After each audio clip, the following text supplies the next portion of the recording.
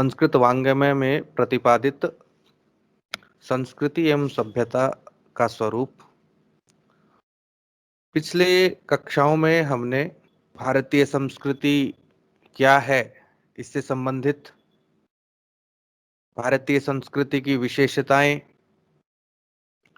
और भारतीय संस्कृति का प्रारंभ, कहें कि वैदिक कालीन संस्कृति, वैदिक कालीन समाज कैसा था, उस वैदिक कालीन संस्कृति के अंतर्गत धर्म, अर्थव्यवस्था और राजनीतिक अवस्था किस प्रकार की थी, ऐसा वैदिक कालीन और उत्तर वैदिक कालीन हमने पढ़ा था। वैदिक काल के अंतर्गत हमने मात्र ऋग्वेद की व्यवस्था या संस्कृति एवं समाज या सभ्यता को देखा था। उत्तर वैदिक कालीन के अंतर्गत यजुर्वेद, सामवेद, अथर्ववेद, यहां से लेकर और वेदांग साहित्य वहां तक, उत्तर वेद तक, उत्तर वेद के अंतर्गत हमने लगभग जो ऋग्वेद को छोड़कर बाकी तीनों वेद, ब्राह्मण ग्रंथ, आरण्यक और उपनिषद साहित्य, इसके अंतर्गत इस कालखंड में जिस संस्कृति का विकास हुआ, उस संस्कृति के अंतर्गत आने वाले विभिन्न, जैसे परिवार, वर्ण व्यवस्था, आश्रम व्यवस्था, उस समाज का धर्म कैसा था, उस समाज का अर्थव्यवस्था कैसी थी, इन सभी पर विस्तृत चर्चा की थी। आज की इस कक्षा में हम रामायण कालीन, जिसको हम महाकाव्य कालीन भी कहते हैं, रामायण कालीन संस्कृति, रामायण कालीन समाज, रामायण कालीन सभ्यता, उसका अवलोकन करने वाले हैं। रामायण में प्रतिपादित संस्कृति एवं सभ्यता। आप सभी जानते हैं कि रामायण क्या है, कि रामायण शब्द का जो मूल अर्थ है, रामस्य अयनम इति रामायणम। राम का जो अयन है, अयन शब्द के दो अर्थ होते हैं, एक मार्ग अर्थ में आता है, दूसरा दर्पण के अर्थ में भी आता है। तो राम के चरित्र को जिसके अंतर्गत यथार्थ रूप से प्रकाशित किया गया है, या राम का जो मार्ग है उसके विषय में हमें बतलाया गया है, उसका वर्णन ही रामायण है, या वही रामायण है। रामस्य अयनम इति रामायणम। अब सभी जानते हैं कि यह संसार, यह जगत प्रति क्षण गतिमान है, इसलिए इसे संसार कहते हैं। संसरति इति संसारः, जो निरंतर चलता रहता है, यही संसार है। और ये रामायण जो है, इस राम का, मर्यादा पुरुषोत्तम राम का, भगवान श्री राम का गति पथ है। उसके अंतर्गत जितने भी निष्कर्ष हैं, मूल्य हैं, या मर्यादाओं का जो मानवीकरण हुआ है, उसके आधार पर अगर हम कहें कि मनुष्य रूप में साक्षात भगवान धरती पर आए हैं, तो यह गलत नहीं होगा। मूल रूप से तो भगवान विष्णु के ही अवतार श्री राम कहे जाते हैं। फिर भी उनके जीवन की घटनाओं को देख करके, संघर्ष को देख करके यही समझ आता है कि एक सामान्य मनुष्य इतने संघर्ष कैसे सहन कर सकता है। एक संपूर्ण भारत को व्यवस्थित करना, एक संपूर्ण भारत के अंतर्गत रहने वाली विभिन्न छोटी छोटी जातियों को इकट्ठा करना, और जो नकारात्मक शक्तियां हैं उनके प्रति युद्ध करना, धर्म की स्थापना करना, धर्म को स्थापित करना, ऐसा चित्रण हम रामायण के अंतर्गत प्राप्त करते हैं। रामायण मूल रूप से आदि कवि वाल्मीकि के द्वारा लिखा गया है और एक संस्कृत का अनुपम महाकाव्य है। इसके रचयिता महर्षि वाल्मीकि, जो आदि कवि के नाम से भी जाने जाते हैं, 7 अध्याय हैं या कहें कि 7 कांड हैं, जो अध्यायों को ही कांड के नाम से जाना जाता है। इसके अंतर्गत 24,000 श्लोक हमें प्राप्त होते हैं। 7 कांड कौन कौन से हैं? तो बालकांड, अयोध्या कांड, अरण्य कांड, किष्किंधा कांड, सुंदर कांड और युद्ध कांड और उत्तरकांड, ये सब आप सभी जानते हैं। तो प्रत्येक कांड के अंतर्गत क्या क्या घटनाएं हैं, एक संक्षिप्त विवरण आप सभी के सामने रख रहा हूं। बालकांड के अंतर्गत जो कहें कि राजा दशरथ, जो अपनी तीनों पत्नियों के साथ में अयोध्या नगरी में निवास करते थे, पुत्र प्राप्ति के लिए उन्होंने पुत्र कामेष्टि यज्ञ करवाया, जिससे राम, भरत, लक्ष्मण और शत्रुघ्न का जन्म हुआ। उसके पश्चात में शिक्षा दीक्षा हुई। शिक्षा दीक्षा के पश्चात में ऋषि विश्वामित्र राजा दशरथ से राम और लक्ष्मण को अपने साथ लेकर के चले। इसी बालकांड के अंतर्गत ताड़का और सुबाहु वध, राम और सीता विवाह, इसके अलावा राम के जो अन्य भाई हैं उनका विवाह का वर्णन भी इसके अंतर्गत हमें प्राप्त होता है। अयोध्या कांड के अंतर्गत राम का राज्याभिषेक, और जब राज्याभिषेक हो रहा था तब मंथरा द्वारा कैकेयी को भड़काना और कैकेयी द्वारा कोप भवन में जाना, और जब राजा दशरथ उन्हें मनाने आते हैं तो कैकेयी द्वारा 2 वरदान कि राम को 14 वर्ष का वनवास और भरत को राजा बनाना, ऐसा वो राजा दशरथ से मांग कर रखती है। राजा दशरथ उन्हें कुछ कह नहीं पाते हैं और कहें कि जब राम को पता लगता है तो राम जो है लक्ष्मण और सीता के सहित वन गमन कर जाते हैं। राम के वियोग में राजा दशरथ का भी स्वर्गवास हो जाता है। जब भरत को पता चलता है कि माता कैकेयी ने इस प्रकार की मांगे रखी हैं, तो वह उनसे बहुत क्रोधित होता है और उनकी बहुत निंदा करता है। गुरुजनों के आदेशानुसार भरत ने दशरथ की अंत्येष्टि क्रिया को करता है और उसके पश्चात में भाई राम को वापिस लाने के लिए वन चल पड़ता है। चित्रकूट के घाट पर वह चला जाता है। जब राम को पता चलता है कि भरत उनसे मिलने के लिए आ रहा है, तो वो भरत से कहते हैं कि आप अयोध्या वापस चले जाएं और पिता की जो आज्ञा है उसको निभाएं, यही हम दोनों का कर्तव्य भी है। और उस कर्तव्य के पीछे बहुत बड़े उद्देश्य छिपे हुए हैं। तो उन्होंने अपने जो चरण पादुकाएं हैं वो भरत को, या कहें कि भरत ने उनसे कहा कि राज्य तो आपका ही रहेगा, मैं तो मात्र सेवक के रूप में आपका कार्य करूंगा। और राम से उनकी चरण पादुकाएं लेकर के राज सिंहासन पर विराजित कर दिया और स्वयं उनके कहें कि सेवक के रूप में कार्य करते रहे। अरण्य कांड के विषय में राम ने चित्रकूट पर्वत पर गमन किया, उसके बाद अत्रि आश्री ऋषि का जो आश्रम है उसमें जाते हैं, और अत्रि ऋषि की जो पत्नी है अनुसुईया ने सीता को पतिव्रत जो धर्म है उसका मर्म भी समझाया। शरभंग मुनि से भेंट, उनका ब्रह्मलोक गमन, क्योंकि मात्र राम की प्रतीक्षा में ही वो अपने शरीर को धारण किए हुए थे।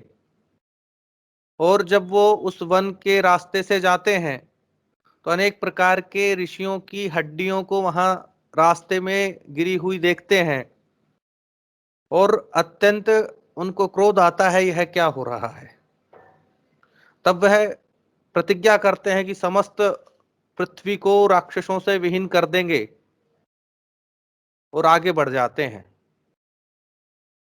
और उनके मार्ग में आने वाले जो ऋषि अगस्त्य हैं उनसे भेंट करते हैं, दंडक वन में प्रवेश करते हैं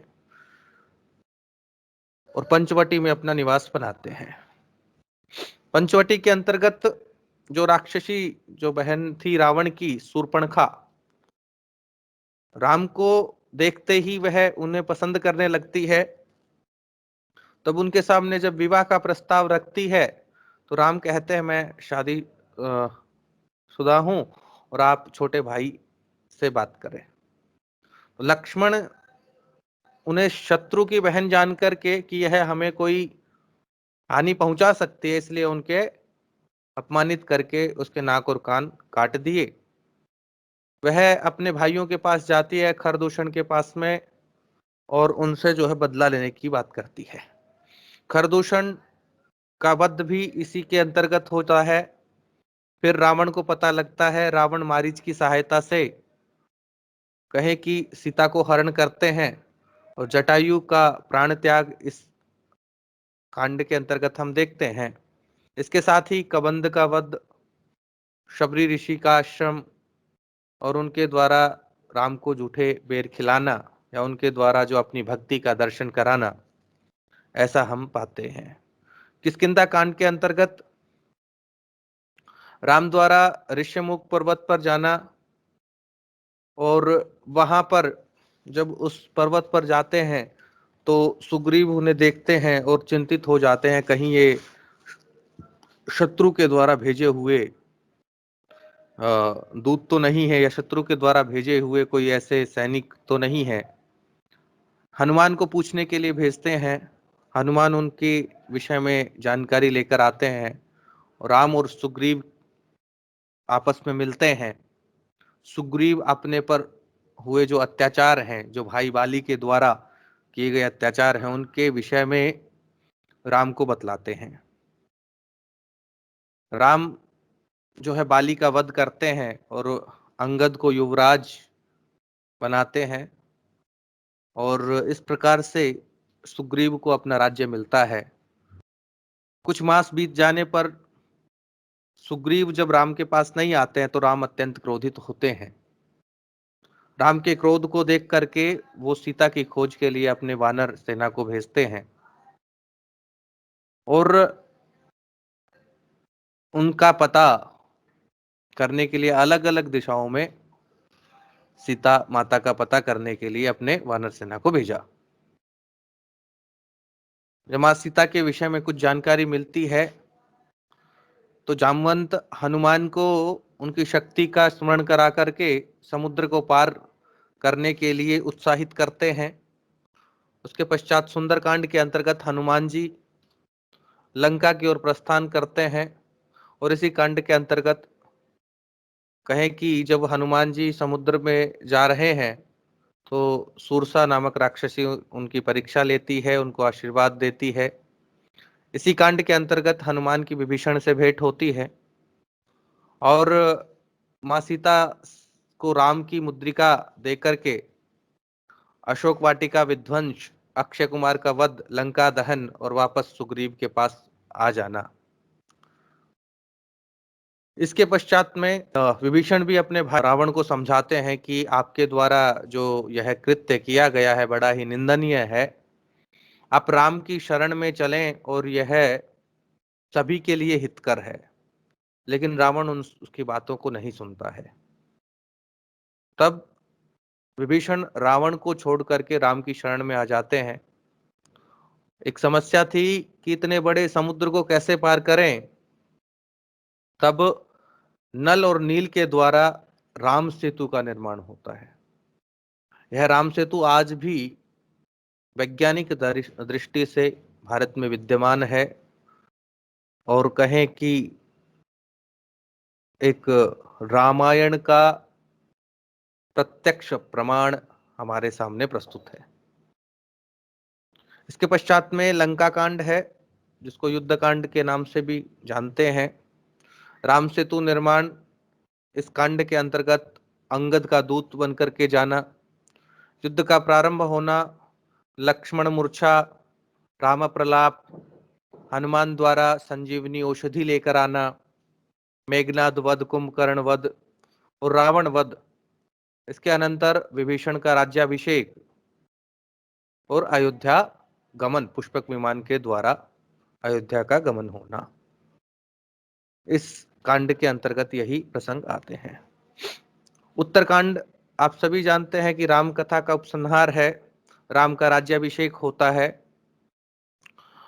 रामायण केवल मात्र कहें कि वाल्मीकि ने लिखा है ऐसा नहीं है, उसके अनंतर भी अनेक विद्वानों ने राम को आधार बना करके रामायण लिखा।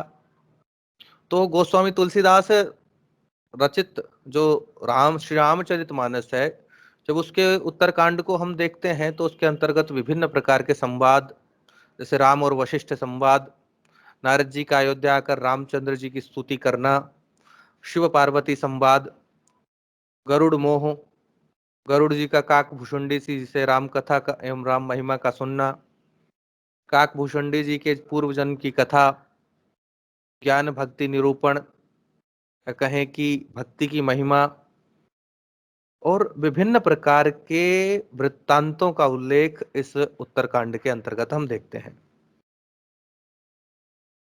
वहीं आदि कवि जो वाल्मीकि रामायण को हम देखते हैं तो उत्तरकांड में विभिन्न प्रकार के जो हनुमान के जन्म की कथा है, और उसके साथ में कहें कि जो ये अभी तक घटनाएं घटित हुई हैं उनके विषय में संक्षिप्त जानकारी, सीता जी का निर्वासन, सीता जी की परीक्षाएं, लवकुश का जन्म, राम द्वारा अश्वमेध यज्ञ का अनुष्ठान करना, और कहें कि उनके पुत्रों द्वारा, जो राम के पुत्र लव और कुश थे, उनके द्वारा जो अश्वमेध अश्व है उसको रोक करके उसके युद्ध का वर्णन, और उसके पश्चात में राम की सभा में महर्षि वाल्मीकि द्वारा रचित रामायण का गान, सीता की फिर से परीक्षा, और कहें कि सीता का भूमि के अंतर्गत प्रवेश, लक्ष्मण का परित्याग, ये सब इस वाल्मीकि रामायण के उत्तरकांड के अंतर्गत हमें देखने को मिलता है।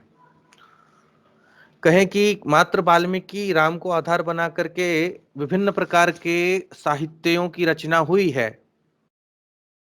हम देखते हैं कि तुलसीदास ने श्री रामचरित मानस की स्थापना की, मैथिली शरण गुप्त ने पंचवटी और साकेत नामक खंड काव्यों की रचना की, कालिदास ने रघुवंश महाकाव्य की रचना की, इसी प्रकार से श्री भागवतानंद गुरु ने राघवेंद्र चरितम, नेपाल के राज दरबार से सम्मानित कविवर श्री राधेश्याम जी ने राधेश्याम रामायण की रचना की, प्रेम भूषण जी ने प्रेम रामायण की रचना की, महर्षि कंबन की जो कंब रामायण भी हम देखते हैं। रामायण के समय अगर हम देखते हैं तो लगभग 5000 ईसा वर्ष पूर्व से रामायण का समय हम देख पाते हैं। इस दौरान जो उस समय की संस्कृति थी, सामाजिक अवस्था कैसी थी, क्योंकि समाज का एक सुंदर चित्रण जो प्रस्तुत करता है वह रामायण है। समाज की यथार्थ स्थिति, एक आदर्श समाज का निरूपण, और समाज के अंतर्गत विभिन्न प्रकार के रहने वाले जो वर्ण थे उनका उल्लेख, तो इन सभी बिंदुओं का, या वहां के रहने वाले लोग जिस प्रकार से अर्थ का उपयोग करते थे, अर्थव्यवस्था उस समय की कैसे चलती थी, धर्म की क्या स्थिति थी, राजनीतिक अवस्था कैसी थी, इन सब का उल्लेख हम इस प्रकार से करने वाले हैं। तो सभ्यता और संस्कृति का अध्ययन इन सभी बिंदुओं के आधार पर करेंगे। तो सबसे पहले है सामाजिक व्यवस्था। कि उस समय की जो सामाजिक व्यवस्था थी, सबसे पहले उसमें परिवार व्यवस्था कैसी थी। तो कहते हैं संयुक्त परिवार की व्यवस्था में प्राप्त होती है, चारों भाई बड़े स्नेह से मिलकर रहते हैं। पिता ही परिवार का मुखिया होता था, पिता की आज्ञा पालन करना ही पुत्र का परम ध्येय और कर्तव्य था। इसीलिए पिता के आदेश को सर्वोपरि मान करके राम ने संपूर्ण राज्य को त्याग करके वन में रहना निश्चित किया। भाई भाई के प्रति अत्यंत प्रेम और सौहार्द था। इसके विभिन्न लक्षण हमें देखने को मिलते हैं। राम और भरत का प्रेम, राम लक्ष्मण स्नेह, इसके विशिष्ट उद्धरण है। एक आदर्श परिवार व्यवस्था हमें रामायण के अंतर्गत प्राप्त होती है। आदर्श भाई, आदर्श पत्नी, आदर्श पिता और आदर्श पुत्र, इन सब के दर्शन, एक सुंदर चित्रण रामायण के अंतर्गत हमें प्राप्त होता है। आपस में संबंधों में अत्यधिक मधुरता, विनम्र व्यवहार, ऐसा था। उस समय का समाज कैसा था, तो कहता है कि एक सभ्य समाज था।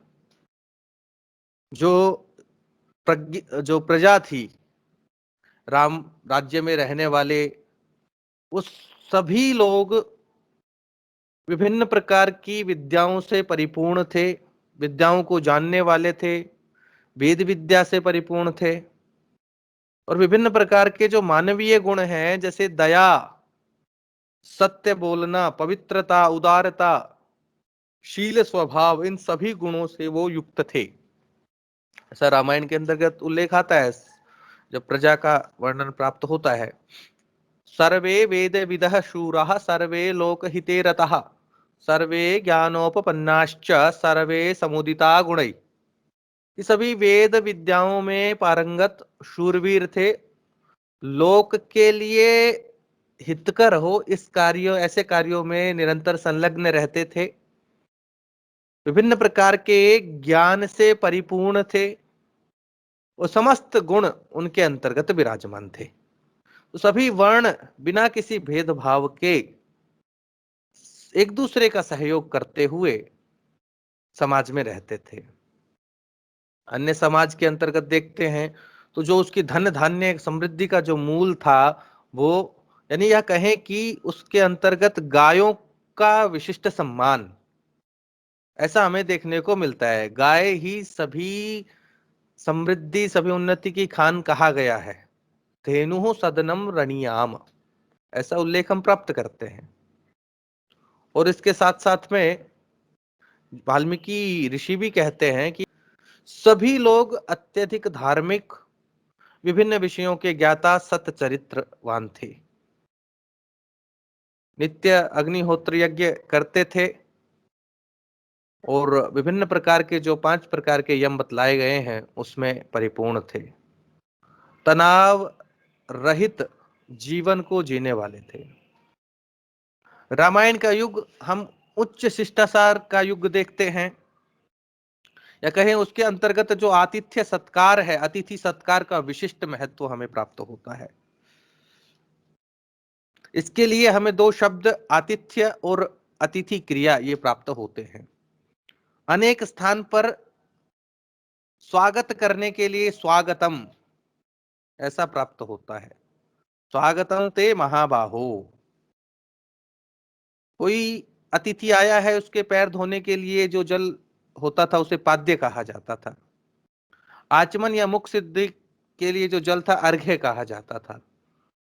या कहें कि शहद, घी, दही, जल और चीनी का जो मिश्रण था, वो अतिथि को देने के लिए उसे कहा जाता मधुपर्क। तो केवल मात्र समाज में इस प्रकार का था ऐसा नहीं है। तो जो वनवासी भी थे, वो वानप्रस्थ धर्म में भी रहकर भी अत्यंत आतिथ्य पूर्ण सत्कार करते थे। जब राम लक्ष्मण सीता सहित दंडकारण्य में जाते हैं तो तपस्वियों ने बड़े ही प्रेम, उत्साह और अत्यंत भाव के साथ उनका स्वागत किया था। कहते हैं अभी जगमुह, आइए आइए, स्वागत है, स्वागतम। और जो राजा होता था वो अतिथियों में श्रेष्ठ होता था। राजस्त्वम अतिथि श्रेष्ठ पूजनीय समन्ततः। कि राजा जो है अतिथियों में श्रेष्ठ है, सर्वत्र पूजनीय है। या फिर एक जगह उल्लेख आता है इस शिष्टाचार के संदर्भ में, अगर कहीं किसी तपस्वी की अनुपस्थिति है और उसके पीछे से कोई घर में आता है, तो उसके आतिथ्य का कार्य, उनका दायित्व जो है उनकी पत्नियों पर आ जाता था। जब राम सीता के साथ वन में जाते हैं तो राम ने सीता को इसके विषय में अच्छे से बतलाया था कि आतिथ्य सत्कार, चाहे वन में रहें चाहे हम समाज में रहें, यह सबसे बड़ा सत्कार है, और कहें कि इसके लिए हमें निरंतर कार्यरत रहना चाहिए। प्राप्तानाम अतिथि नाम च नित्यशः प्रतिपूजनम। एक देव के समान, इसलिए कहते हैं ना अतिथि देवो भवा, देव के समान है, इसलिए जो भी अतिथि आए उनका नित्यशः प्रतिपूजनम, उनका पूजन होना चाहिए, उनका सत्कार होना चाहिए। रामायण के समय की हम वेशभूषा की चर्चा करें तो रामायण कालीन समाज के अंतर्गत 3 प्रकार के वस्त्र, ऐसा आश्रम वासियों के या कहें कि वनवासियों के या सन्यासियों के ऐसे वस्त्र हम देखने को मिलते हैं। कुश, चीर, मृग चर्म और वल्कल, ये इनका उल्लेख रामायण में प्राप्त होता है। वस्त्र उद्योग का एक उन्नत अवस्था, विभिन्न प्रकार के वस्त्र, सहस्त्र प्रकार के वस्त्र। जब राजा जनक अपनी पुत्री का विवाह करते हैं तो अनेक प्रकार के वस्त्रों को उपहार में देते हैं। वहां उल्लेख आता है कोट्टे अंबराणी ददऊ, कोटि मतलब प्रकार, अनेक प्रकार के वस्त्रों को दिया।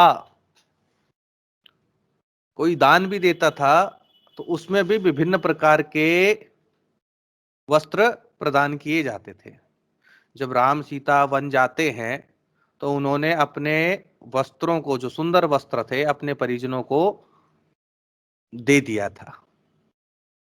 और जब भरत की सेना कहें कि भारद्वाज ऋषि के आश्रम में जाती है तो स्वागत के लिए उन्होंने विभिन्न कपड़ों के ढेर लगा दिए थे, और उनको कहें कि आदर सत्कार के लिए वाससाम चापी संचयान, आपको जो वस्त्र चाहिए वो ले लीजिए।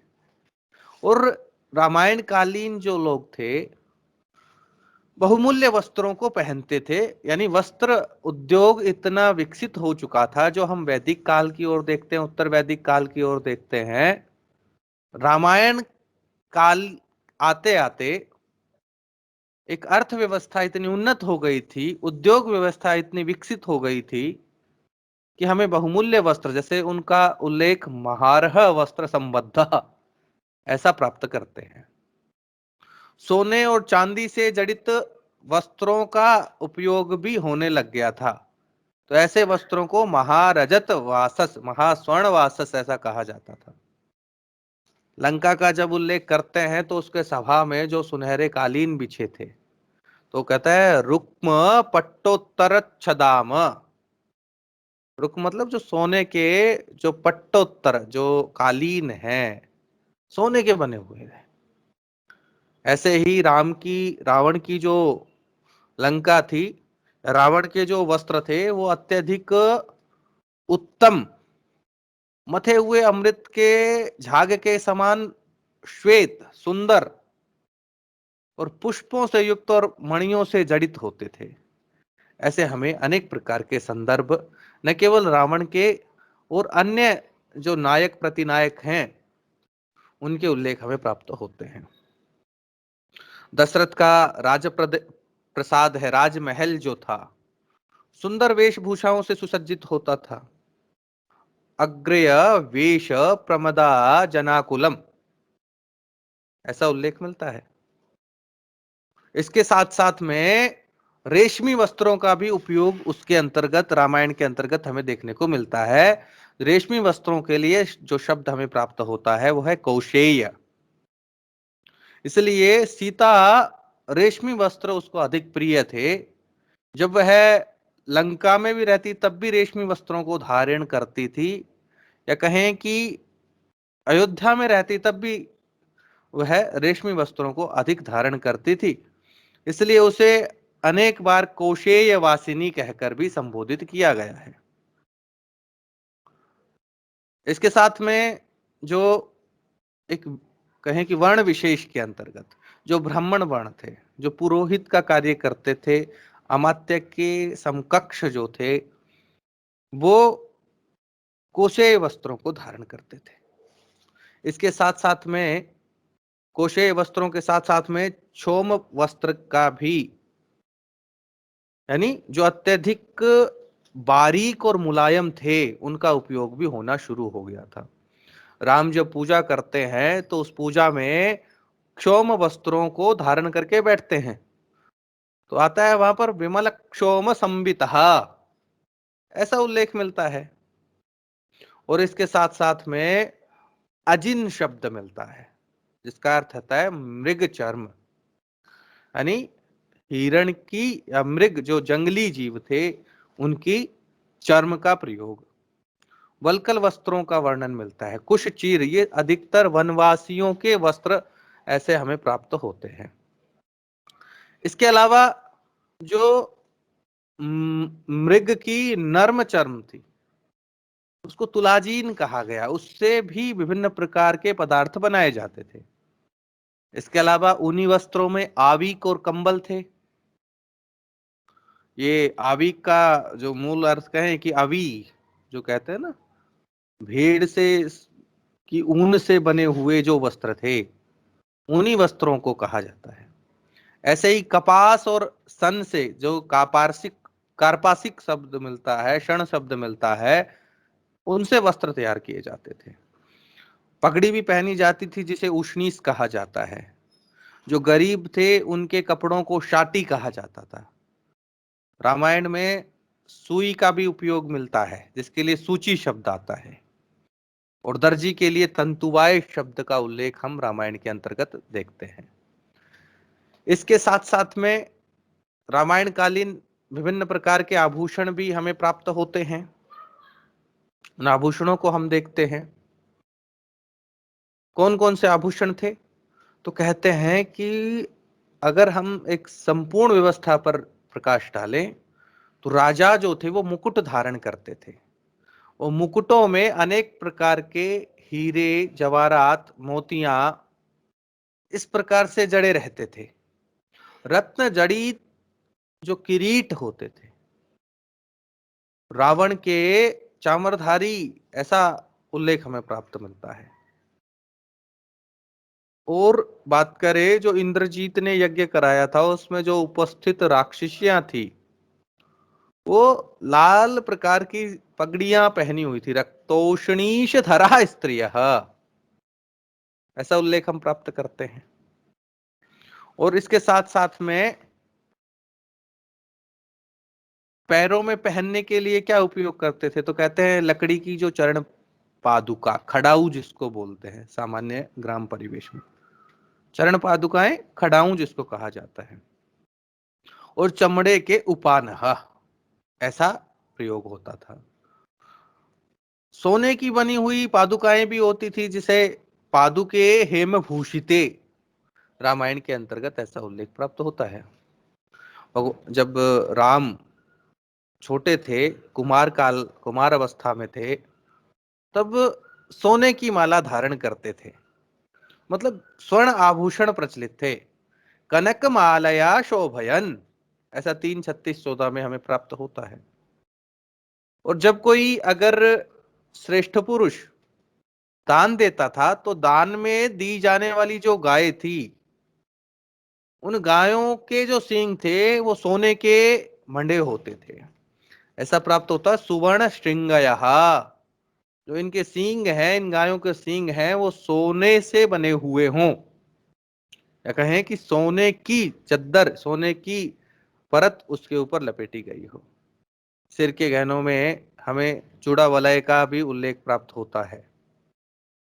और इसके अलावा तपाए गए, जो कहता है कि कुंडल कैसे होते थे, वो तपाए गए सोने के बने होते थे। तप्त कांचन कुंडला, ऐसा उल्लेख मिलता है।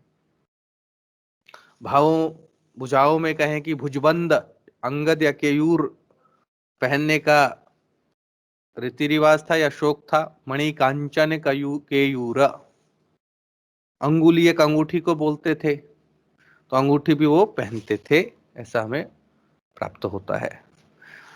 रामायण कालीन अगर खान पान की बात करते हैं तो उस समय के जो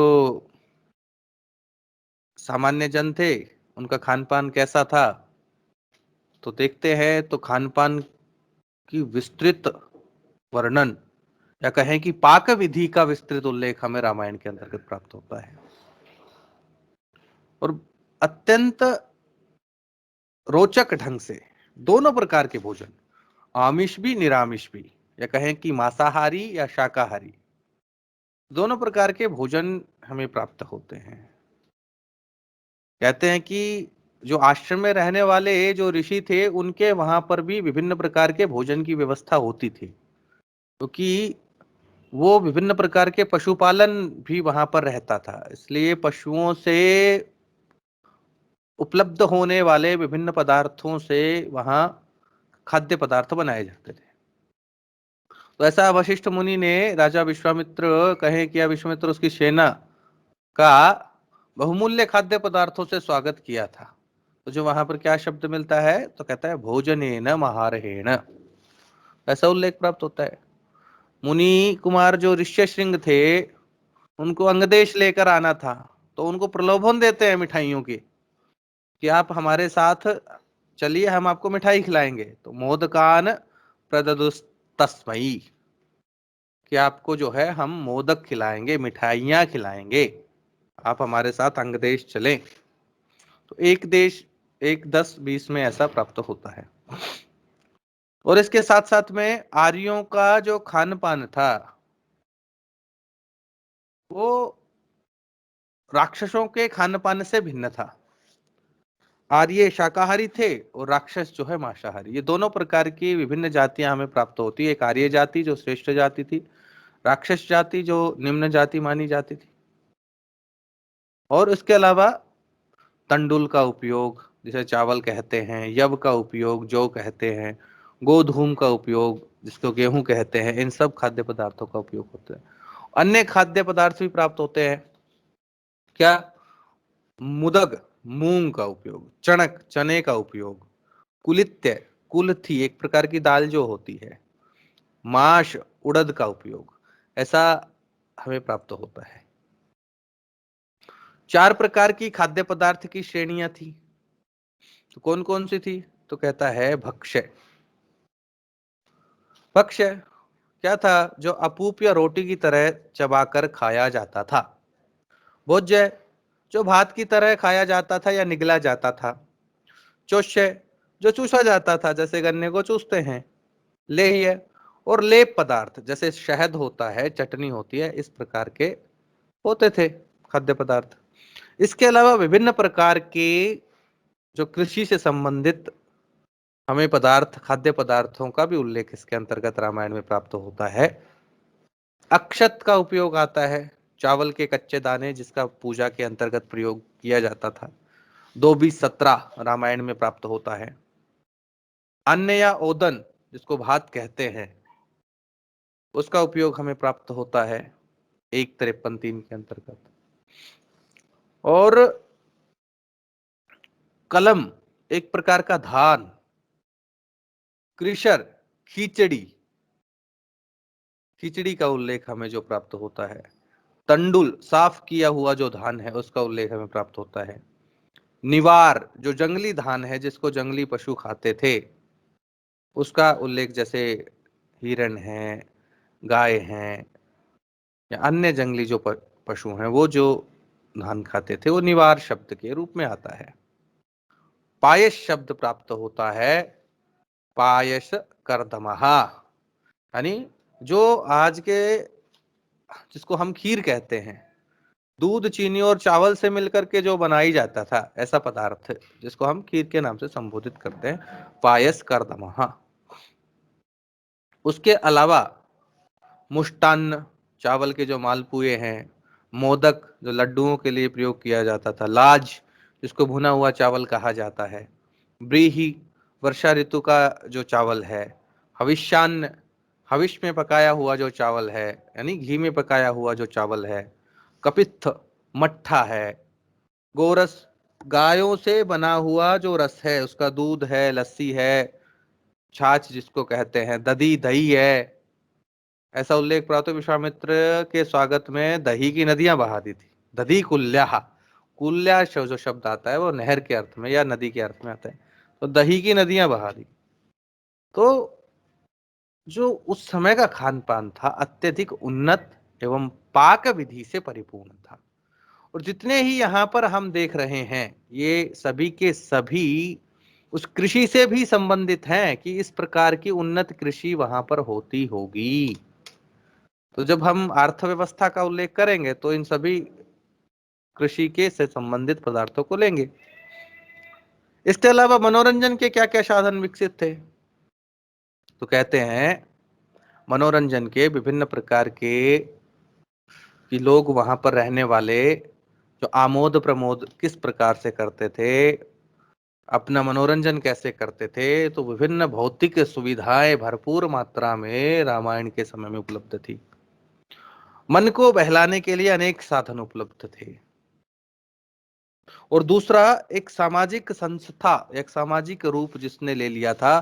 कहते हैं जिन यज्ञों का या कहें कि वैदिक काल के अंतर्गत हम यज्ञ को जो आध्यात्मिक श्रेणी के अंतर्गत रखते थे, अब जो घर घर होते थे, ऋषि परंपरा जिसके ऊपर आधारित थी, उन यज्ञों ने रामायण के अंतर्गत आते आते विशाल या बृहदकाय रूप ले लिया, एक सामाजिक महोत्सव का रूप ले लिया।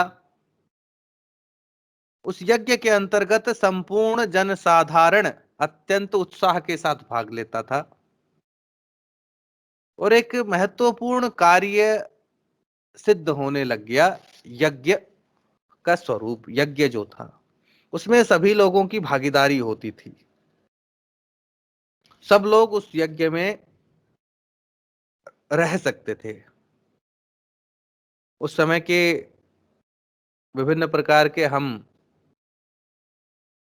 जो नगर देखते हैं वैभवशाली, उसके अंतर्गत रहने वाले चित्र विचित्र संपत्ति से युक्त महलों को देखते हैं, उन्नति समृद्धि से जगमगाते राज्य दरबार जिसमें दास दासियां सेवा के लिए प्रस्तुत रहती थी,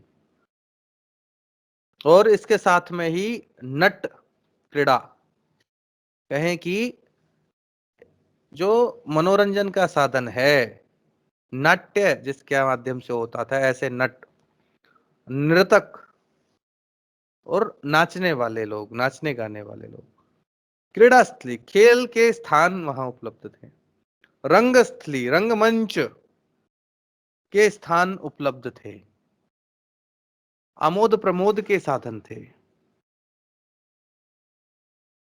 आहार विहार के और मनोरंजन के समस्त साधन उपलब्ध थे। मूल रूप से 3 राजधानियां थी, या कहें कि जो एक तो अयोध्या, दूसरी मिथिला और तीसरी लंका। तीनों के यही तीनों जो राजधानियां थी, ये सभी रम्य स्थलियां थी, यानी उनके अंतर्गत विभिन्न प्रकार के आमोद प्रमोद के साधन हमें उपलब्ध होते हैं। ऐसा उल्लेख आता है कि जो अयोध्या के निवासी थे अत्यधिक हृष्ट और प्रसन्न रहते थे। तस्मिन् पुरवरे हृष्टः नरः न अल्प भोगवान, ऐसा प्राप्त होता है। सामाजिक उत्सवों का जो समारोह था एक राष्ट्र का संवर्धक या संवर्धन का साधन माना जाता था। उत्सवाश्च समाजाश्च वर्धन्ते राष्ट्र वर्धना, यानी एक सामाजिक उत्सव उस राष्ट्र की समृद्धि का प्रतीक माना जाता था कि सभी वहां रहने वाले वर्ण हैं, सभी रहने वाले लोग उस उत्सव के अंतर्गत आनंद के साथ भाग ग्रहण करते थे। राम ने ऐसे कौशल राज्य को समाजोत्सव शोभितः बताया है कि कौशल राज्य जो इस प्रकार के सामाजिक उत्सवों को कराता था और इसके साथ साथ में मनोरंजन के लिए हास्य विनोद से संबंधित गोष्ठी भी होती थी। जैसे आजकल लाफ्टर क्लब होते हैं ना, वैसे ही हास्य विनोद के लिए गोष्ठियां होती थी, गोष्ठी आयोजित की जाती थी, हास्यकार आते थे, हास्य गोष्ठियां की जाती थी। गोष्ठी हास्यानि कुर्वद्भिर्न प्राहृष्यत राघवः। स्वयं राम जो है विभिन्न प्रकार की कलाओं में निष्णात थे, जो विभिन्न प्रकार की कलाएं भी उनके मनोरंजन का साधन थी। व्यवहारिका नाम शिल्पा नाम विज्ञाता, ऐसा उल्लेख आता है। द्यूत क्रीड़ा से संबंधित कि वहां के लोग द्यूत क्रीड़ा में संलग्न थे। तीन शब्द आते हैं, अक्ष, देवन और पण। अक्ष जिसको पासे कहते हैं, पासे के द्वारा वो द्यूत क्रीड़ा खेली जाती थी। देवन, उन पासों से जुआ खेलना देवन कहा जाता था। और पण, जो जुआ खेला जा रहा है उसमें जो दांव पर लगाई जाने वाली जो वस्तु है उसे पण कहा जाता था। यानी उस पदार्थ की कीमत, उस जुए में लगने वाले पदार्थ की कीमत। आक्रीड शब्द प्राप्त होता है, जो विहार के लिए, आहार विहार के लिए प्रयोग में लाया जाता है। चित्रगृह, जिसके अंतर्गत विभिन्न प्रकार की चित्रकलाएं, ऐसा प्राप्त होता है। चित्रों का निर्माण, चित्रों को, चित्र निर्माण का अध्ययन, ऐसा प्राप्त होता है।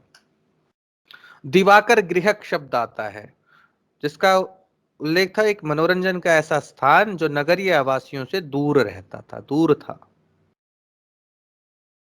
एक अन्य शब्द प्राप्त होता है कदली गृहक, कि मनोरंजन के लिए एक ऐसा रमणीय स्थान। कूटागार शब्द आता है, जो विशेष नारियों के लिए विहार स्थली था। लता गृह शब्द आता है, निवास के निकट बना हुआ जो विहार है, आहार विहार है। ऐसे अन्य भी पुष्प गृह, वर्धमान गृह प्राप्त होता है। रामायण कालीन शिक्षा की बात करें कि वहां उस समय समाज के लोग शिक्षित थे भी या नहीं, पहले एक श्लोक पढ़ा जिसके अंतर्गत ऐसा ही उल्लेख है, सभी लोग वेद शिक्षा से निपुण थे, सभी गुणों से युक्त थे। या कहें कि गुरुकुल शिक्षा हमें देखने को प्राप्त होती है। जैसे राम लक्ष्मण की शिक्षा, उनके पुत्रों की शिक्षा जो महर्षि वाल्मीकि के आश्रम में हुई, विश्वामित्र ने, और इसके अलावा विश्वामित्र ने जो राम को प्रदान की शिक्षा, जिसके अंतर्गत राम को बला अति बला नामक शिक्षाएं प्रदान की। और महर्षि वशिष्ठ एक स्थान पर कहते हैं कि जो शिक्षा देने वाला गुरु है उसका स्थान माता पिता से भी ऊंचा है। माता पिता तो हमें केवल जन्म देते हैं, लेकिन आचार्य हमें प्रज्ञा चक्षु प्रदान करते हैं, बुद्धि रूपी चक्षु प्रदान करते हैं। पिता ह्येनं जनयति पुरुषं पुरुषर्षभ, प्रज्ञानं ददाति चाचार्य, तस्मात् स गुरुरुच्यते। ऐसा हमें प्राप्त होता है। गुरु कौन है, उसका महत्व का उल्लेख उसमें प्राप्त होता है। जो द्विज थे वो शिक्षा के अधिकारी थे। यहाँ पर वर्णों के अंतर्गत ऐसा नहीं है कि मात्र जो है सभी वर्ण जो इच्छा पर आधारित, द्विजों के लिए तो अनिवार्य थी। द्विज के अंतर्गत तीन वर्ण जो कहे जाते हैं, ब्राह्मण, क्षत्रिय और वैश्य, इन सभी या कोई ऐसा द्विज, उन सभी के लिए शिक्षा का अधिकार था। उपनयन संस्कार के पश्चात ही शिक्षा प्रारंभ की जाती थी। राम जो है, राम के राज्य में शिक्षा एवं विद्यालयों का विकास विस्तृत रूप से हुआ। शिक्षा का जो अर्थ था वो व्यक्ति को सभ्य, सुसंस्कृत एवं सुशिक्षित होना था। रामायण ने रामायण के अंतर्गत रावण जो था उसने भी वैदिक शिक्षा प्राप्त की थी। एक प्रकांड विद्वान था, व्याकरण के ग्रंथों का ज्ञाता था, अध्ययन एवं अध्यापन लोक में प्रचलित था। गुरु शब्द जो है वह योग्यता के अनुसार उसके आश्रम में आने वाले जो शिष्य हैं, किस शिष्य की क्या योग्यता है उसके अनुसार शास्त्रों का अध्ययन करवाता था।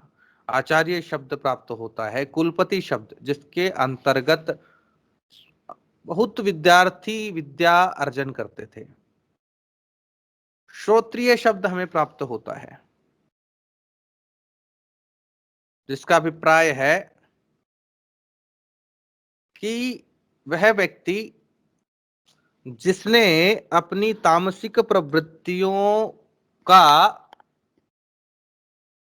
वैदिक अध्ययन एवं तपस्या के द्वारा शमन कर लिया है, वह श्रोत्रिय था। तापसगण, तापसगण जो थे निरंतर तपस्या में लीन रहते थे। तपस्या ही श्रेष्ठ है, तपस्या ही महत्वपूर्ण है। लेकिन उनके पास आने वाले जो विद्यार्थी थे उनको भी वो शिक्षा प्रदान करते थे। मूलतः ये वनवासी थे।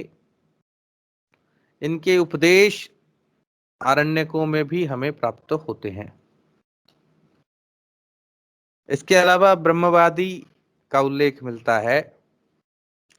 ब्रह्मवादी शास्त्रों के व्याख्याता थे, जो शास्त्र पढ़ाते थे, शास्त्र का अध्ययन कराते थे, शास्त्र के अंतर्गत विभिन्न प्रकार के तत्व, उनके ब्रह्म तत्व का व्याख्यान जो देते थे। उनका उल्लेख हम प्राप्त करते हैं।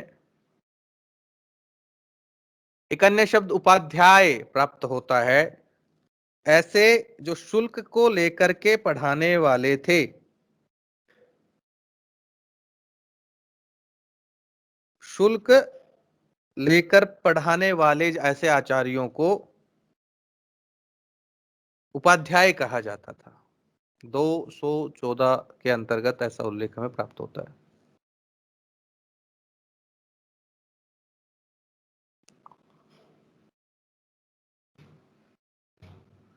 ललित कलाओं के जो अध्यापक थे वो भी शिक्षक कहलाते थे। विभिन्न प्रकार की कलाएं जैसे नृत्य कला है, संगीत कला है, वाद्य कला है और विभिन्न प्रकार के कलाएं मूल रूप से तो 64 प्रकार की कही जाती हैं।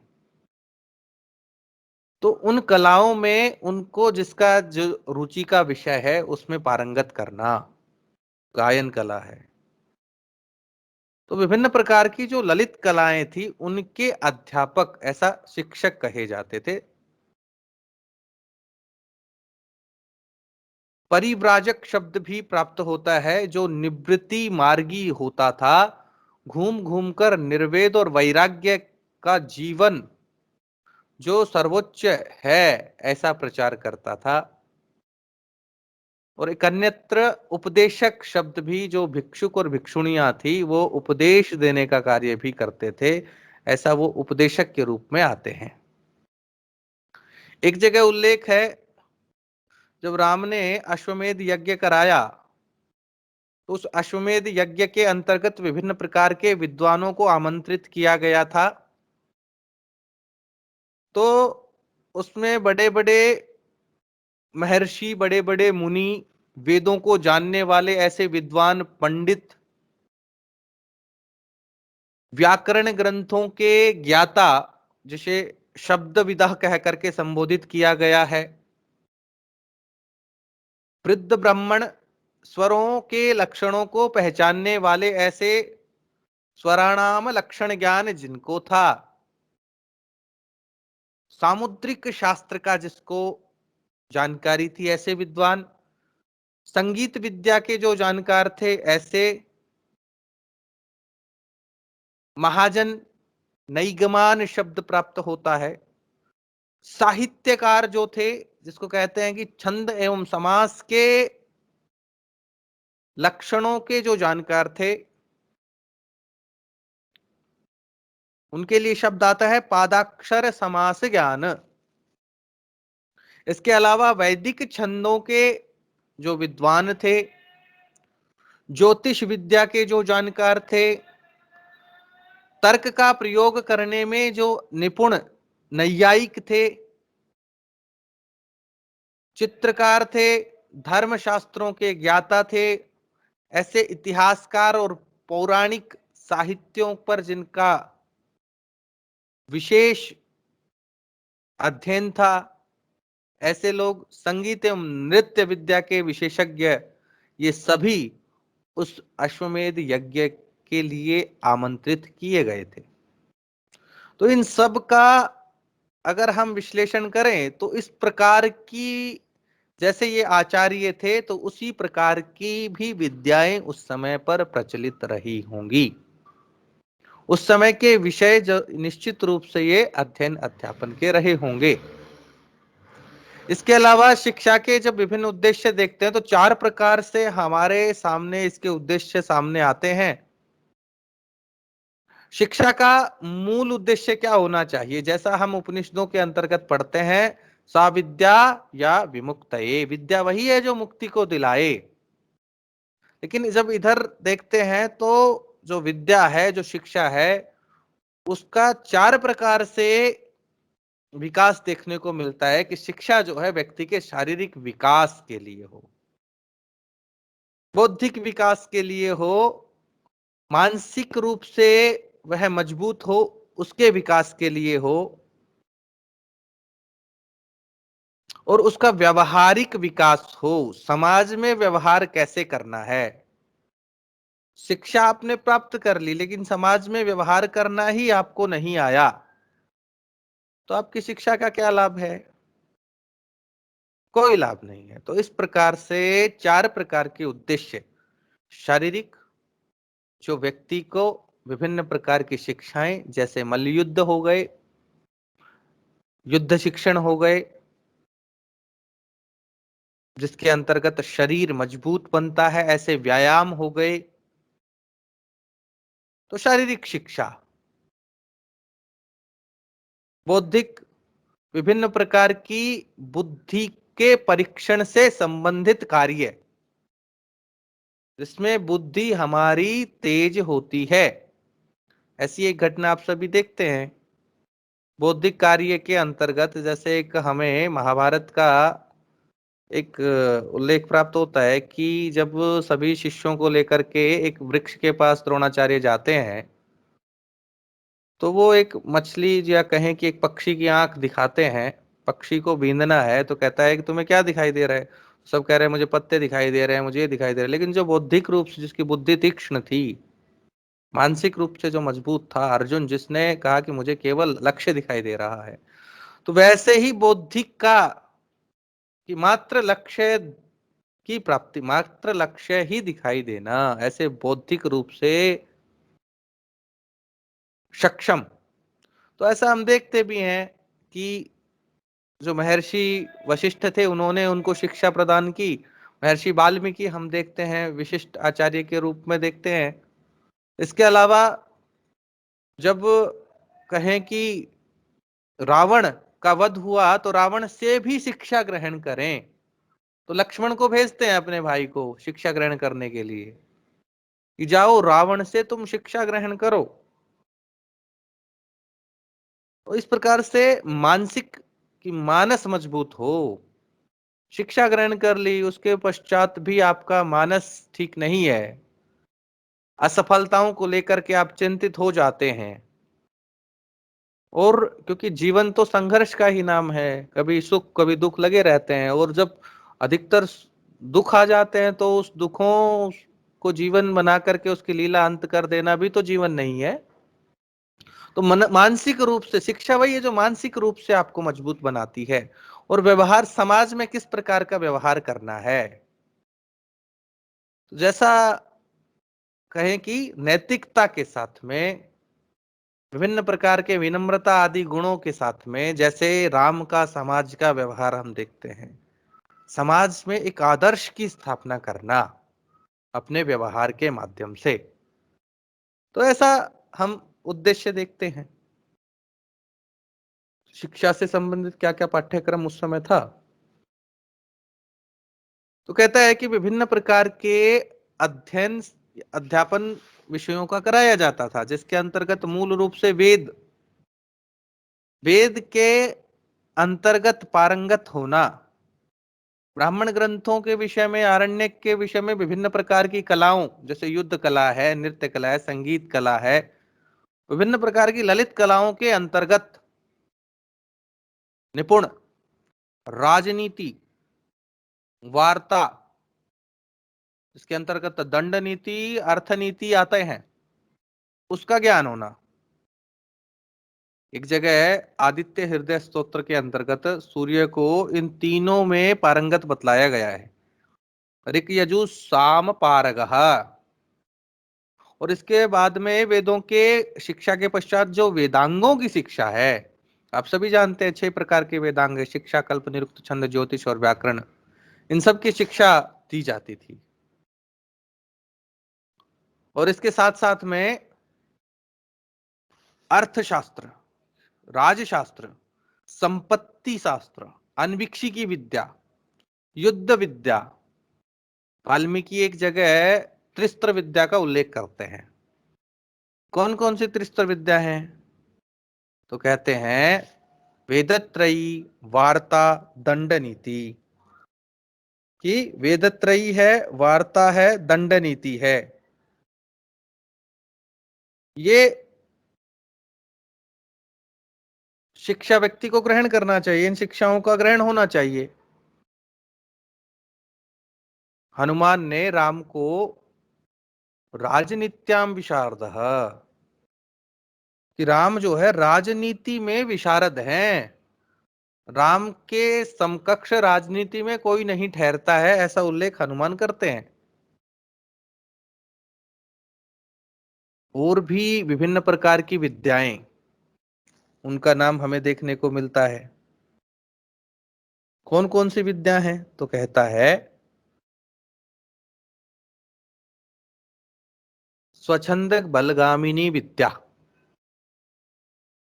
स्वच्छंद यानी स्वेच्छा से, बलगामिनी विद्या कहीं भी हम आए और कहीं भी चले जाएं, ऐसी विद्या। तो जो शूर्पणखा थी इस विद्या में निपुण थी, कहीं भी आए कहीं भी चले जाए।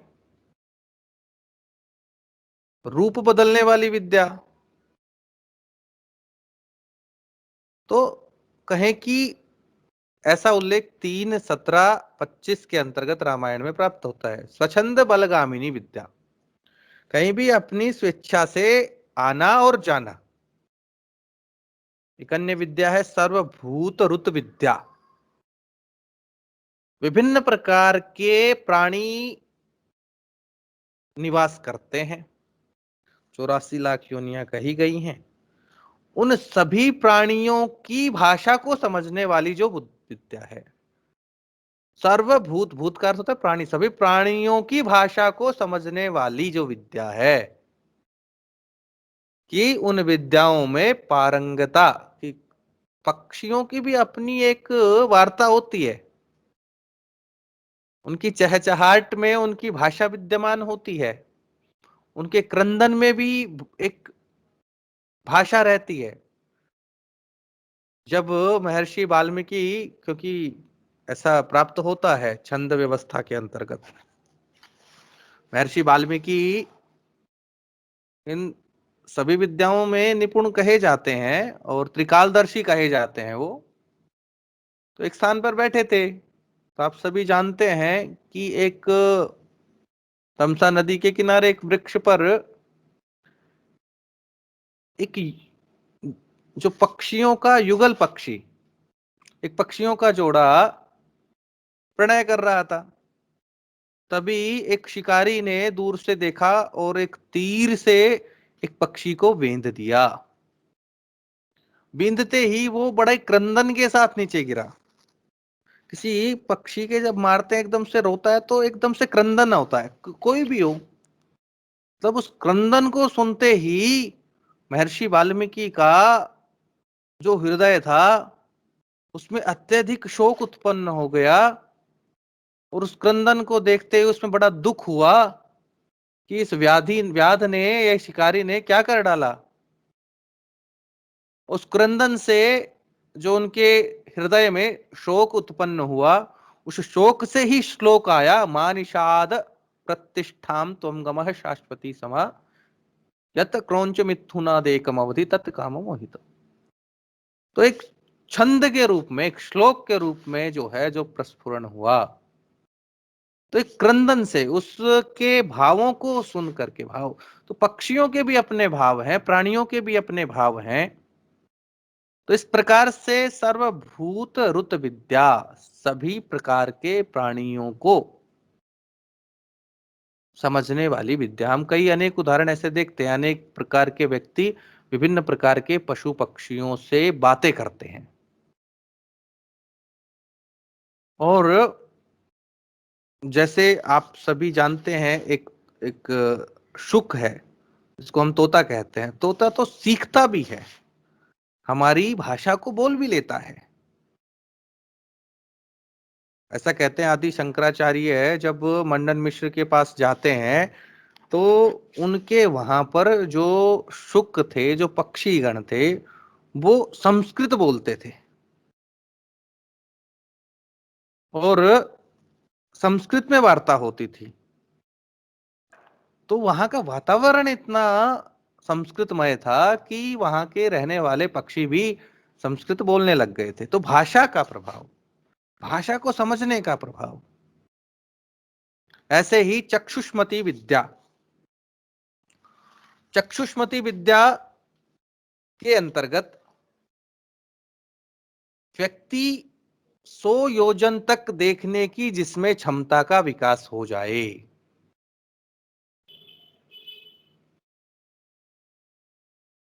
ऐसे चक्षुष्मति विद्या।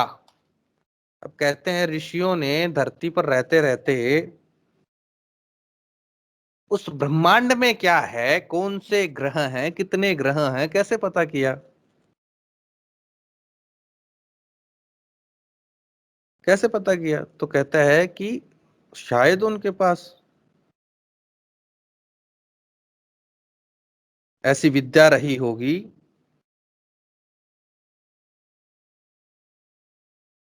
जिसके माध्यम से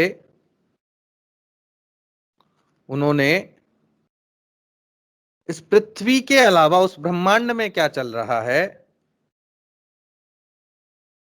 उसका पता किया। तो ऐसा जब हनुमान चालीसा हम पढ़ते हैं तो क्या है, तो सूर्य और पृथ्वी के बीच की दूरी को भी सटीकता से जिन्होंने बतलाया, तो क्या उल्लेख आता है, जुग सहस्त्र योजन पर भानु। तो ऐसा प्राप्त होता है कि जुग अर्थात 12,000 वर्ष का एक जुग है, सहस्त्र 1,000, योजन जिसको 8 मील कहते हैं, भानु सूर्य है। यानी जो ये पृथ्वी से सूर्य की जो दूरी है उसके विषय में बतलाया गया। तो ऋषियों ने इसको कैसे मापा?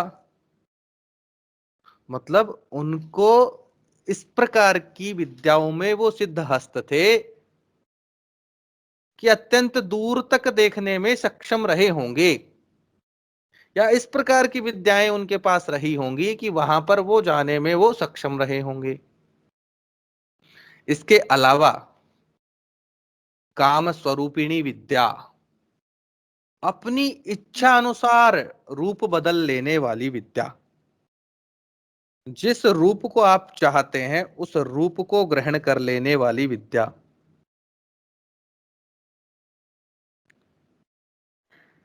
ऐसी विद्याओं का उल्लेख जैसे मारीच का उल्लेख आता है। मारीच जो है इस प्रकार के विभिन्न प्रकार की विद्याओं में दक्ष था। काम स्वरूपिणी, विभिन्न प्रकार के रूप को बदल लेना। तो मारीच ने उस राक्षस, क्योंकि राक्षस इस प्रकार की विद्याओं में अधिकतर निपुण थे, तो उन्होंने एक स्वर्ण मृग का रूप धारण किया। और आप सभी जानते हैं उस स्वर्ण मृग को के कारण ही कहें कि सीता हरण, सीता ने जब उस स्वर्ण मृग को देखा तो उस पर मोहित हो गई और राम से कहा कि मुझे वो चाहिए।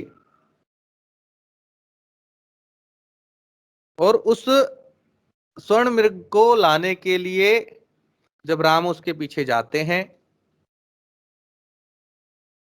तब जब उसका वध करते हैं, तब जाते जाते भी और अन्य की आवाज में बोलने की क्षमता, तो राम की आवाज को आजकल कहते हैं ना मिमिक्री करना, राम की आवाज में हा सीते हा लक्ष्मण इस प्रकार से बुलाना, ताकि ऐसा लगे कि राम मारा गया या वह राम मुसीबत में है।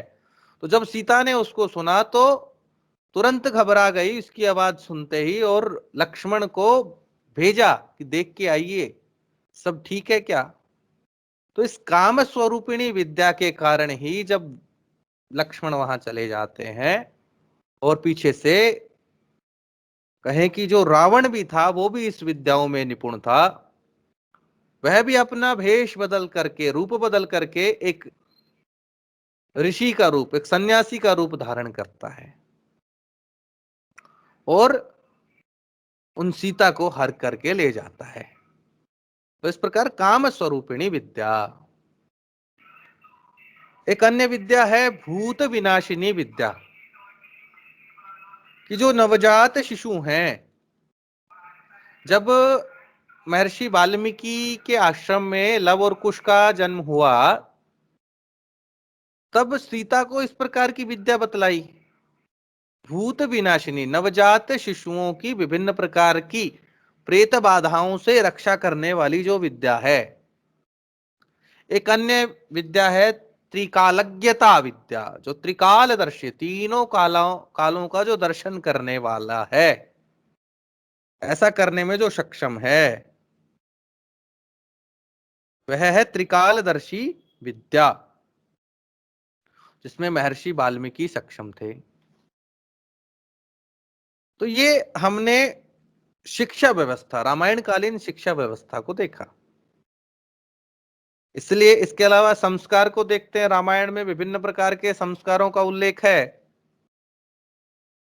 जिसमें गर्भाधान संस्कार है, पुंसवन है, जातकर्म है, नामकरण आदि संस्कार हमें प्राप्त होते हैं।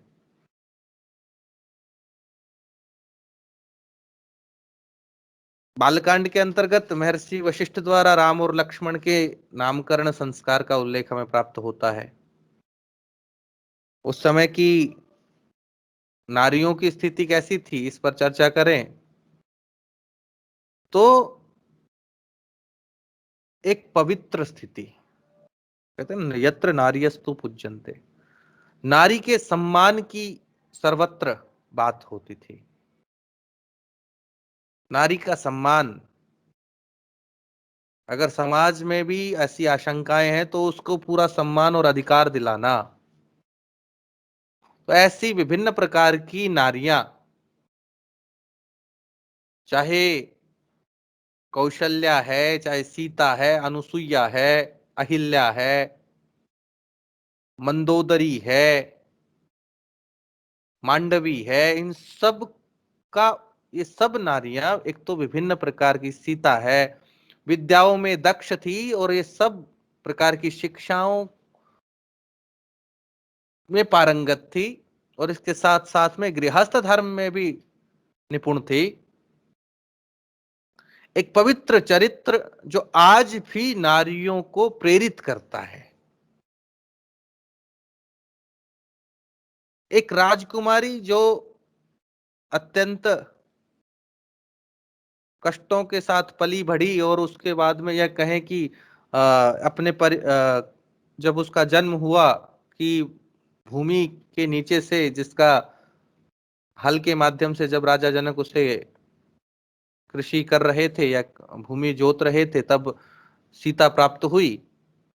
और उसके बाद में एक राज परिवार में पली बढ़ी, और उसके बाद फिर राज परिवार में आना, और आने के बाद ही वन गमन हो जाना है अत्यंत, और वन में जाकर के हरण हो जाना, अत्यंत संघर्ष की कहानी। तो स्त्रियों के लिए प्रेरणा स्वरूप ऐसे रामायण की नारियां हम देखते हैं। नारियों के सम्मान के लिए तो जो जटायु हैं उन्होंने अपने प्राण त्याग दिए। नारी के सम्मान के लिए ही राम जो है रावण से जाकर के लड़े, समुद्र पार चले गए। नारी के सम्मान के लिए ही पाली से युद्ध किया, जो उनकी सुग्रीव की पत्नी को हठ से जबरदस्ती से हरण करके लेके गया था। तो ऐसा हम देखते हैं। नारी का विभिन्न स्वरूप भी हमें प्राप्त होता है। एक दूसरा स्वरूप भी प्राप्त होता है कि कुछ ऐसी नारियां भी प्राप्त होती हैं जो षड्यंत्र करने में माहिर थी, जैसे मंथरा का, और उनकी बातों में आने वाली कैकेयी भी उसका उल्लेख प्राप्त होता है। ऐसी नारियां भी हमें देखने को मिलती हैं। रामायण के अंतर्गत विभिन्न प्रकार के वर्णाश्रम धर्म को भी हम देखते हैं। वर्णाश्रम धर्म में चारों प्रकार के वर्ण हम प्राप्त करते हैं। जब कोई भी उत्सव होता था तब चारों वर्णों को बुलाया जाता था, ब्राह्मण, क्षत्रिय, वैश्य और शूद्र। सभी वर्णों की स्थिति समान थी, लेकिन जो ब्राह्मण वर्ण था अपने पुरोहित या अपने प्रभाव के कारण उसमें आगे बढ़ गया था। तो रामायण में ऐसा उल्लेख भी आता है, सभी सम स्थिति की प्राप्ति के लिए निमंत्रियस्व की निमंत्रण दीजिए, किन किन को? ब्राह्मणान, क्षत्रियान, वैश्यान, शूद्रांश्चैव सहस्रः। जितना अधिक शीघ्रता हो ब्राह्मणों को, क्षत्रियों को, वैश्यों को और शूद्रों को निमंत्रण दो उत्सवों में बुलाने के लिए। चातुर्वर्ण्यम स्वधर्मेण नित्यमेव विपालयन्। चारों प्रकार के जो वर्ण है अपने अपने व्यवहार के अनुरूप, अपने अपने धर्मों के अनुरूप ही जीवन व्यतीत कर रहे हैं। सर्वे वर्णाः यथा पूजाम प्राप्नुवन्ति सुसत्कृतः। सभी वर्णों का अपने अपने वर्ण के अनुरूप ही व्यवहार होता था, ऐसा उल्लेख आता है। आश्रम की बात करें तो गृहस्थ और वानप्रस्थ के अनेक प्रसंग हम देखते हैं कि चतुर्णाम आश्रमाणाम ही गार्हस्थ्यम श्रेष्ठमम उत्तमम। गृहस्थ आश्रम को, जो चार प्रकार के आश्रम हम देखते हैं, ब्रह्मचर्य, गृहस्थ, वानप्रस्थ और संन्यास, ये चार प्रकार के आश्रम बतलाए गए हैं। इन चारों प्रकार के आश्रमों में जो गृहस्थ आश्रम है वो सर्वश्रेष्ठ रामायण के अंतर्गत कहा गया है। वानप्रस्थ के भी अनेक प्रकार के संदर्भ हमें प्राप्त होते हैं। हस्तादानो मुखादानो नियता वृक्ष मूलिकः वानप्रस्थो भविष्यामि। विवाह का उल्लेख अगर देखें तो दोनों प्रकार के विवाह, स्वयंवर प्रथा, जैसे सीता ने स्वयंवर किया, ऐसा भी बहु बहु विवाह का उल्लेख भी, जैसे राजा दशरथ के 3 पत्नियां थी, ऐसा उल्लेख भी हम देखते हैं। और रामायण कालीन धर्म की स्थिति देखते हैं, रामायण कालीन धार्मिक स्थिति कैसी थी, तो उस समय का जो धर्म था वैदिक काल से भिन्न स्वरूप हमें धर्म का देखने को मिलता है। वैदिक काल के अंतर्गत अंतर्गत जो यज्ञ पर आधारित जो अध्यात्म था, धर्म था, अब उस अध्यात्म ने कहीं ना कहीं देव का रूप ले लिया था। धार्मिक स्थिति में परिवर्तन देखते हैं। जो ब्रह्म का स्वरूप हम उपनिषदों में, हम आरण्यकों में, ब्राह्मण ग्रंथों में, कि ब्रह्म की प्राप्ति करनी है, मुक्ति के मार्ग, मोक्ष के मार्ग की ओर जाना है, रामायण में आते हैं तो वह कहें कि अध्यात्म का स्वरूप कहीं ना कहीं मंदिरों की ओर, देवालय की ओर चला गया, या कहें कि धार्मिक स्थिति में हम परिवर्तन मूल रूप से देखते हैं। भक्ति की ओर अधिक वहां के लोग समर्पित हो गए, तो धार्मिक स्थिति में परिवर्तन दिखाई देता है। नवीन देव त्रिदेव शक्ति के रूप में स्थापित हुए। ब्रह्मा जो प्रजापति हैं, सभी के कहें कि सृष्टा जिसको कहा जाता है, सृष्टि का निर्माण करता है। विष्णु जो पालन पोषण करने वाले हैं। महेश जो संहारक हैं। ऐसे शिव के रूप में भी उल्लेख है। तो ऐसे शैव संप्रदाय और वैष्णव संप्रदायों का भी आगमन हम इसके अंतर्गत देखते हैं। यज्ञ के अंतर्गत आत्मयज्ञ, स्वयं ही यज्ञ करना, यज्ञ की प्रधानता महत्वपूर्ण थी। इसलिए समय समय पर हम रामायण के अंतर्गत विभिन्न प्रकार के यज्ञों को देखते हैं। जैसे दशरथ ने पुत्रेष्टि काम यज्ञ कराया, राम ने अश्वमेध यज्ञ कराया, तो ऐसे यज्ञों का उल्लेख प्राप्त होता है। पंच यज्ञ परंपरा की नित्य कर्म के अंतर्गत भी जो है यज्ञ महत्वपूर्ण था। और पंच महायज्ञ जिसको हम ब्रह्म यज्ञ, देव यज्ञ, पितृयज्ञ, अतिथि यज्ञ और नृ यज्ञ, जिसको बलि वैश्य देव यज्ञ भी कहा जाता है, ऐसों का उल्लेख, इन यज्ञों का उल्लेख भी हम रामायण के अंतर्गत प्राप्त करते हैं। क्योंकि सत्कार की बहुत अधिक महत्ता है, इसलिए ये अतिथि यज्ञ जैसे देखते हैं। तो कहते हैं रामायण में अतिथि जो है देवतुल्य माना जाता था। जब लक्ष्मण और सीता वन पहुंचे तो ऋषि मुनियों ने विधिवत उनका सत्कार किया। अतिथिम पर्णशालायाम राघव समन्वयवेशयन् मंगलानि प्रयुज्यानां मुदा परमया युतः मूलम पुष्पम फलम सर्वमाश्रमम च महात्मनः। विभिन्न प्रकार से, विभिन्न प्रकार की सामग्रियों से उनका सत्कार किया। पितृयज्ञ, तो पिता की सेवा में, माता पिता की सेवा में सदा तत्पर रहना। ऐसा वाल्मीकि जी भी राम के विषय में कहते हैं, धनुर्वेदे च निरते पितु शुश्रूणे रतः। इसीलिए पिता की आज्ञा के लिए ही वो जो है वन गमन कर गए। आधुनिक समय का कोई पुत्र होता तो कह देता कि मैं तो अपना राज्य नहीं छोड़ने वाला हूं, वनगमन नहीं करने वाला हूं। लेकिन राम जो थे, पिता ही उनके लिए सर्वोपरि थे। मात्र पिता के वचनों की पूर्ति के लिए, तो वो एक प्रेरणा है हमारे लिए। एक वचन की पूर्ति के लिए सर्वत्र सब कुछ त्याग करके वन चले गए। ऐसे बलि वैश्य यज्ञ का भी देखते हैं कि बलि होमार्चित पुण्यम ब्रह्म घोष निनादितम। ऐसे भक्ति युक्त एक धर्म हम देखते हैं। इसके अलावा कर्मवाद और पुनर्जन्मवाद भी धर्म के अंतर्गत हम देख पाते हैं। कर्म की विशिष्टता, कर्म के औचित्य पर विचार, नैतिकता से संबंधित उसके चार आधार थे कर्म को करने के। कि परलोक विचार, कि मुझे परलोक जाना है तो स्वर्गलोक प्राप्त होगा या नहीं, स्वर्ग की अवधारणा भी थी। गुरुजनों की आज्ञा ही सर्वोपरि होती थी, इसलिए कर्म। दूसरों पर प्रभाव दिखाने के लिए किया गया कर्म, और एक अंतरात्मा की आवाज के लिए कर्म करना। तो यादृशम कृते कर्म तादृशम फलम अनुष्ठित। जैसा आप कर्म करोगे वैसा ही फल आपको प्राप्त होगा, ऐसा कर्म के विषय में बतलाया है। अवतारवाद स्थापित हो गया था। राम भगवान श्री विष्णु के अवतार, ऐसा उल्लेख है। मूर्ति पूजा का प्रारंभ, या कहें कि देवालयों की स्थापना होनी शुरू हो गई थी। जब चित्रकूट पर राम पहुंचते हैं तो अयोध्या के मंदिरों का स्मरण करते हैं, वो भूलते नहीं उनको। देवस्थानैश्च उपशोभितः, चैत्य शब्द आता है, देवायतन शब्द आता है मंदिर के लिए। और इसके साथ साथ में प्रकृति की जो देव हैं वो भी विशिष्ट रूप आ गया था।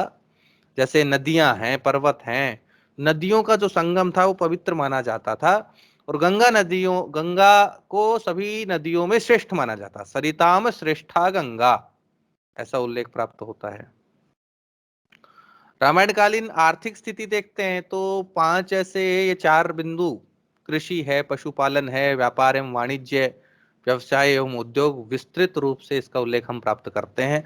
कृषि के रूप में जब हमने उनके खान पान का उल्लेख किया तो सब प्रकार की कृषि का प्राप्त होता था। पशुपालन में सभी प्रकार के पशुपालन, जैसे कहें कि गौ है, अश्व है, गज है, और अज है, अवी है, ये विभिन्न प्रकार के जितने भी पशुपालन हैं सब का व्यापारिक दृष्टि से भी, व्यापार एवं वाणिज्य जो व्यापारिक संघ होते थे, श्रेष्ठी जिसको कहे जाते थे, उस संघ के मुखिया को व्यवसाय एवं विभिन्न प्रकार के उद्योग, जब हम उसके आभूषण के अंतर्गत देखते हैं, जब हमने उसके पहनावा वेशभूषा के अंतर्गत देखा, तो विभिन्न प्रकार के वस्त्रों का उल्लेख, विभिन्न प्रकार के धातुओं का उल्लेख, क्योंकि अस्त्र शस्त्र रत्न ये सब विभिन्न प्रकार के कर्म का उल्लेख, जो कर्मकार थे उनका उल्लेख हम रामायण के अंतर्गत पाते हैं। कर्म आधारित समाज था। वास्तु एवं विज्ञान की दृष्टि से भी हम इसका अर्थव्यवस्था देखते हैं। श्रेष्ठ नगर निर्माण होने शुरू हो गए थे।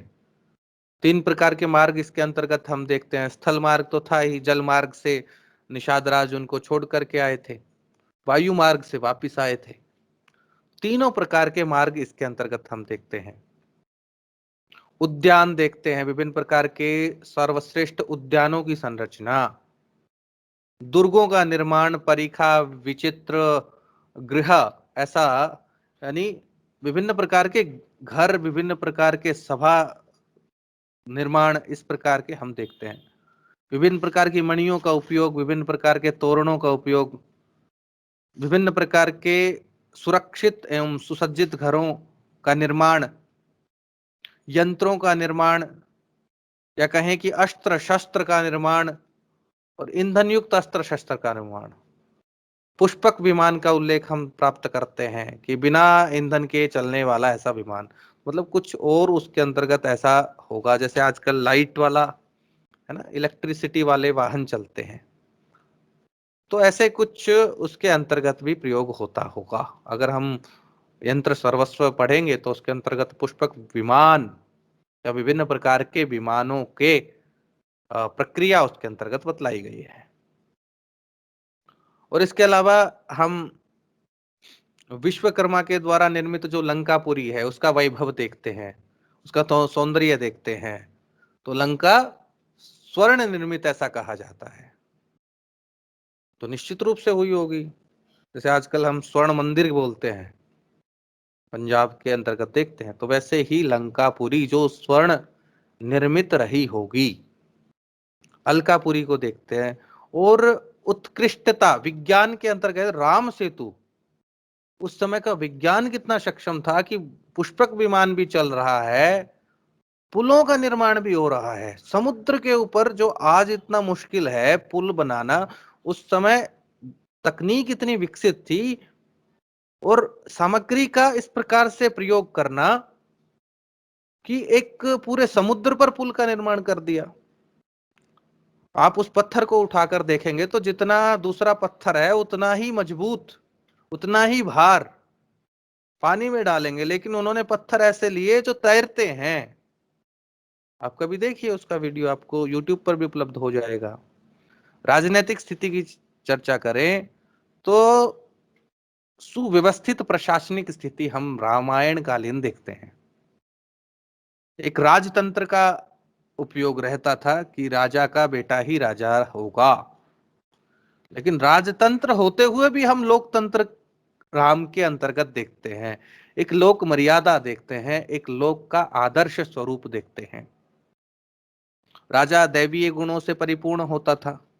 सप्तांग राज्य के सिद्धांत को देखते हैं कि प्रशासन में राजा भी था, अमात्य भी था, मित्र भी होते थे, कोष भी था, राष्ट्र भी था, दुर्गों का निर्माण भी होता था, और सेना, चतुरंगिणी सेना का उल्लेख हम देखते हैं। क्या होता है चतुरंगिणी सेना? जिसमें रथ का प्रयोग हो, अश्व का प्रयोग हो, गज का प्रयोग हो, पदाति का प्रयोग हो। और इसके अलावा प्रशासन को सुचारू रूप से चलने के लिए कर व्यवस्था। तो जब हम कर व्यवस्था कालिदास रचित रघुवंश को देखते हैं कि रामायण के अंतर्गत या रघुवंशियों की कर व्यवस्था कैसी थी। तो मैंने आपको कर व्यवस्था संबंधित दो उदाहरण दिए थे पहले भी, कि जैसे एक मधुमक्खी फूल से रस को ग्रहण करती है तो इससे उस पुष्प को भी नुकसान नहीं होता और उसको अपना काम भी हो जाता है। तो वैसे ही राजा को चाहिए कि जो पुष्प रूपी प्रजा है उससे मात्र रस ग्रहण करे, प्रजा को नुकसान ना हो, आय का 16वां भाग उससे ग्रहण करे। तो इससे क्या होगा, प्रजा को भी नुकसान नहीं होगा और राजा भी अपना कर ग्रहण कर लेगा और उस कर का उपयोग पुनः प्रजा के लाभ के लिए प्रयोग करना। तो इस प्रकार की कर की व्यवस्था, उन्नत कर की व्यवस्था को हम देखते हैं। कवच का उपयोग होता था और धनुष, विभिन्न प्रकार के अस्त्र शस्त्र थे जो राजनीतिक, तलवार, ढाल, अनेक प्रकार के दिव्यास्त्रों का प्रयोग हम देखते हैं। जब राम रावण युद्ध होता है विभिन्न प्रकार के दिव्य अस्त्र का उल्लेख आता है। एक लोकतंत्र का आदर्श स्वरूप हमें देखने को मिलता है। दंड का सम्यक प्रयोग किस प्रकार से हो, जब हम देखते हैं कि प्रजा के साथ में आत्मवत सर्वभूतेषु सर्वभूत हिते रतः, तो ऐसा समाज में प्रजा को अपने पुत्रवत समझते हुए, तो एक ऐसा लोक परंपरा, लोक मर्यादा को स्थापित करना, आदर्श स्थापित करना, ऐसा हम लोकतंत्र में देखते हैं। सभी जो उस प्रजा के लोग थे राजा से प्रश्न कर सकते थे, इसलिए राजा उस समाज में आदर्श स्थापित करने के लिए अपनी परीक्षा भी देता है, अपने परिवार के सदस्यों की भी परीक्षा लेता है कि समाज में जो लोग हैं, समाज के जो जन हैं, उसमें राजा के प्रति कोई बुरा विचार ना जाए। तो इसलिए प्रजा के विचारों का भी सम्मान करना, इसीलिए विभिन्न प्रकार की परीक्षाएं हम देखते हैं। अग्नि परीक्षा है, विभिन्न प्रकार का लोक अपवाद देखते हैं, तब राजा का एक समाज में आदर्श की स्थापना करना, लवकुश को स्वीकार करते समय हम देखते हैं। तो इस प्रकार से हम रामायण के अंतर्गत आने वाली जो विभिन्न प्रकार की संस्कृति है, सभ्यता है, उसको देखते हैं, जिसमें हमने सामाजिक, जिसके अंतर्गत परिवार व्यवस्था, वर्ण व्यवस्था, आश्रम व्यवस्था, वहां की शिक्षा व्यवस्था, नारियों की स्थिति कैसी थी, तो ऐसा पूरा एक सम्यक विश्लेषण करते हैं। धर्म की स्थिति कैसी थी, विभिन्न प्रकार के देव कौन कौन से देव थे, अर्थव्यवस्था के क्या साधन थे, राजनीतिक स्थिति कैसी थी, तो इसका हम अवलोकन करते हैं। और इस कहें कि सत्र में हमने रामायण में प्रतिपादित जो सभ्यता और संस्कृति थी, सामाजिक दृष्टि से, धार्मिक दृष्टि से, आर्थिक दृष्टि से और राजनीतिक दृष्टि से, उसका हमने विश्लेषण किया है। धन्यवाद।